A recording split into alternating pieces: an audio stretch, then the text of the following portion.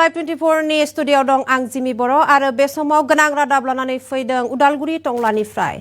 टंलायाव दुलाराय बर' फरायसा आफादनि 58थि बोसोरारि थान्दै जखनथाइ जथुम्मा खुंफुंजागोन आरो बे समाव आबुङै फोरमायनो लादों दुलाराय बर' फरायसा आफादनि 58थि थान्दै जखनथाइनि लाहार फाहार सोलिगासिनो दं। टंलायाव एबसुनि 58थि बोसोरारि जथुम्मा खुंफुंजागोन। जथुम्माखौ लानानै मैखोम लाहार फाहार सोलिगासिनो दं। फैगौ 5 फेब्रुआरिनिफ्राय 7 फेब्रुआरिसिम खुंफुंजागोन जथुम्माया।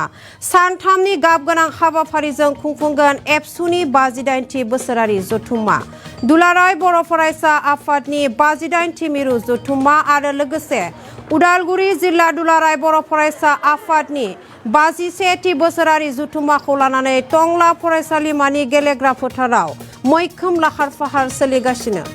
आसामनि गंफ्रोम जिल्लाजों लोगोसे गुबुन हादरसानिफ्रायबो साफ्रोमबो 10,000 आलासि थान्दै बिथांमोनखौ बरायनो थाखाय थियारि जाबाय बानजाय आफादा।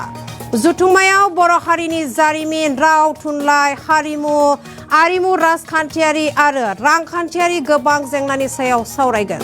लोगोसे दिन्थिफुंनाय जागोन बर'फोरनि दोरोङारि गाननाय जोमनाय, जानाय लोंनाय, हारिमु, आसारखान्थि दिन्थिफुंनाय जागोन बे जथुम्मायाव।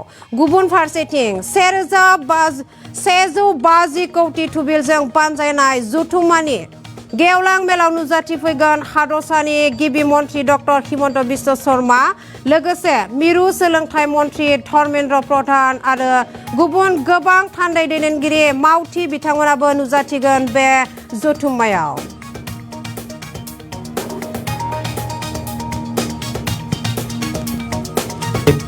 আমাৰ অহা ফেব্ৰুৱাৰী মাহৰ 5, 6, 7 তিনিদিনীয়া বৰ্ণাঢ্য কাৰ্যসূচীৰে নিখিল বড়ো ছাত্ৰ সন্থাৰ 58 সংখ্যক বাৰ্ষিক অধিৱেশন, লগতে 51তম বাৰ্ষিক অধিৱেশন ওদালগুৰি জিলাৰ এই দুইটা কাৰ্যসূচী ইয়াতে জইনলি ৰখা হৈছে।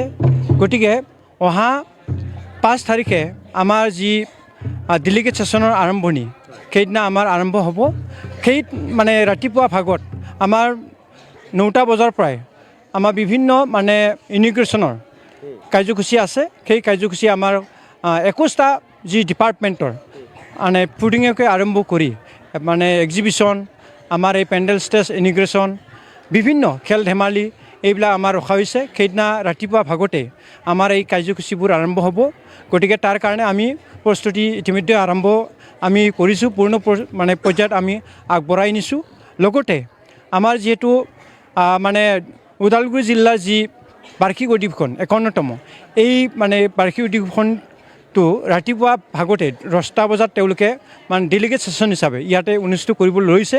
গতিকে ৰাতিপুৱা ভাগত তেওঁলোকৰ ডেলিগেট ছেছনটো আৰম্ভ হ'ব।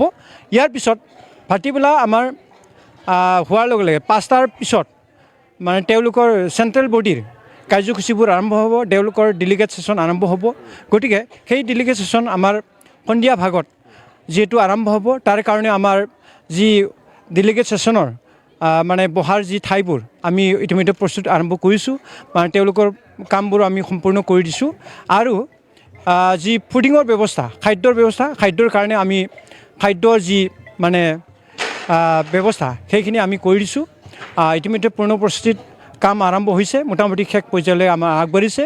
আমাৰ অহা 6 তাৰিখে ৰাতিপুৱা ভাগত আমাৰ চেণ্ট্ৰেল বডিৰ যি পতাকা উত্তোলন ইয়াতে অনুষ্ঠিত হ'ব। 33খন জিলাৰ যি পতাকা উত্তোলন ৰাতিপুৱা ভাগত 8টা বজাৰ লগে লগে আমাৰ ইয়াত কেন্দ্ৰীয় কমিটিৰ সভাপতি দীপেন বড়ো ডাঙৰীয়াই ইয়াতে পতাকা উত্তোলন কৰিব।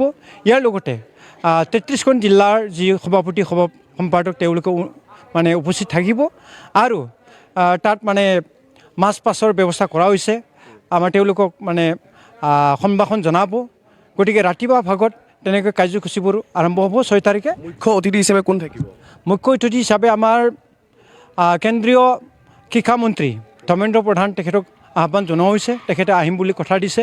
ইয়াৰ উপৰিও আমাৰ অসমৰ মাননীয় মুখ্যমন্ত্ৰী তেখেত হিমন্ত বিশ্ব ডাঙৰীয়া তেখেতে আহিব।